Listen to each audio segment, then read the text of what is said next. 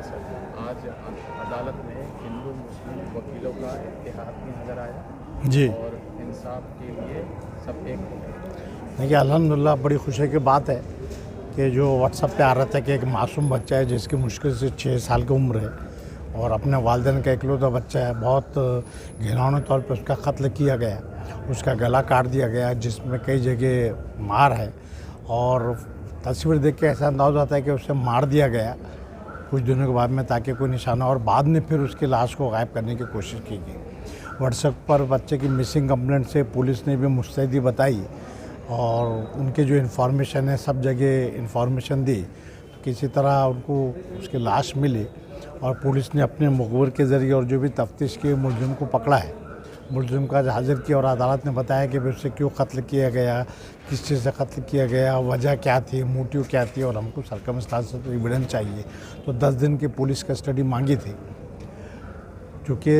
मुलजिम की तरफ से कोई भी वकील तैयार नहीं थे। मालिकों के 100-150 वकीलों ने, तमाम हर ज़ात हर तबके के वकीलों ने ज़िद करके वकालतनामा दिए और कोर्ट को बताया, बल्कि कोर्ट भी सजदर रह गया कि भाई हिंदू मुस्लिम के इत्तेहाद पहली बार मालिकों में देखने मिला और अदालत ने कहा कि आप में से कोई वकील उसकी पैरवी कर लो ताकि मुझे आगे रुकना नहीं पड़े, क्योंकि कोर्ट का प्रोसीजर ऐसा है, अगर किसी मुलजिम का वकील नहीं रहता तो एक लीगल एड का वकील देना पड़ता है। अदालत ने कलर को बुलाया, लीगल एड के जितने वकील थे पूरा पैनल रहता है, सभी से बोले तो कुछ लोग सब ने अपनी अपनी माफ़ी मांगे और कुछ ना कुछ ज़रूर पेश किए, बहरहाल कोई भी तैयार नहीं हुआ। फिर एक मशवरा दिया कि भाई मनमाड़ नांदगांव से हटाने के बाहर के भी वकील आते बहुत से आए हुए देख कर उनसे रिक्वेस्ट करो। उन्होंने बोले कौन सा मसला है, जैसे ये बच्चे का नाम है मोहम्मद कैफ का, तो उन्होंने इनकार कर दिए कि भाई ऐसे काम में हम अपीयर नहीं होते। मजबूरन अदालत ने कायदे की रूह से मुलजिम से पूछा तुमको क्या बोलना है, कि पुलिस ने 10 दिन की कस्टडी मांगी। मुलजिम का चेहरा एक सख्त था, कोई तासुर नहीं दिया, उल्टा उसने कहा कि हाँ आप दे दो पुलिस कस्टडी। लेकिन अदालत ने थोड़ा, क्योंकि अदालत मुंसिफ रहते हैं, उन्हें दोनों बाजू देखना पड़ता, वरना उसने तो कहा था कि पुलिस कस्टडी दे दो, लेकिन अदालत ने दरमियाना 6 दिन की पुलिस कस्टडी, ताकि क्या पुलिस भी तफ्तीश करती है उसके साथ भी जुल्म नहीं होना चाहिए, दोनों के लिए इंसाफ रहे। तो अदालत ने 6 दिन की कस्टडी दी और इंशाल्लाह 6 दिन तक वो डिस्ट्रिक्ट कोर्ट को लिखेंगे और कोई ना कोई वकील की पैरवी के लिए इंतज़ाम करेंगे और फिर आगे क्या तफ्तीश होती है उस हिसाब से वो रहेगा। जज कौन थे? जज सीनियर डिवीज़न है से चिमनकर साहब, उन्होंने बारीकी से पढ़े, घंटा 1.5 घंटा तमाम वकीलों को बोले, हर तरह की कोशिश की ताकि किसी के साथ नाइंसाफ़ी ना हो या अदालत भी जज्बात से मगलूब हो गई, वो नहीं होना है। क्योंकि जैसे आप अजमल कसाब के मैटर में देखेंगे, हमारी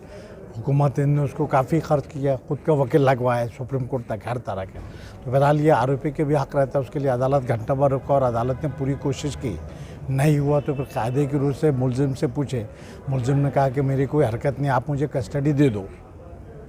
सर, और उस बुनियाद पे आपने वही बोलोगे, आपने वकील लोगों का भी और व्हाट्सएप पर आया था। तो अपने तौर पे तमाम समाज के हिंदू मुस्लिम सिख ईसाई जितने हमारे मालिकों के वकील है जिन्होंने वो व्हाट्सएप देखे और बच्चे कस्टडी, तो खुद से ऐसा नहीं हुआ कि उनको भी रिक्वेस्ट किया, जैसे आमतौर पे लोगों को रहता है कि हम बायकाट करेंगे, ये बोलेंगे। अपने तौर पे खुद से तमाम लोगों ने वो नहीं दिया और ये एक बड़ी बात है,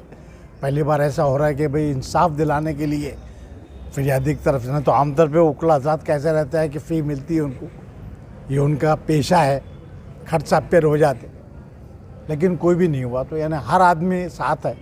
और एक अच्छी अलामत है मालेगांव के बाहर के लिए कि आज भी हम लोगों में हिंदू मुस्लिम का कोई फ़र्क नहीं है, हर तरह का ज़ात पात का कोई मसला नहीं है। और अभी ये जो बता रहे कि नॉन टॉलरेशन है भारत में, कि हर जगह वैसा नहीं रहता, हर आदमी की अपनी अपनी हैसियत और जो माहौल रहता है। और माशाल्लाह मालिकों को माल है कि हमारा देख रहे हैं आपके हिंदू मुस्लिम सब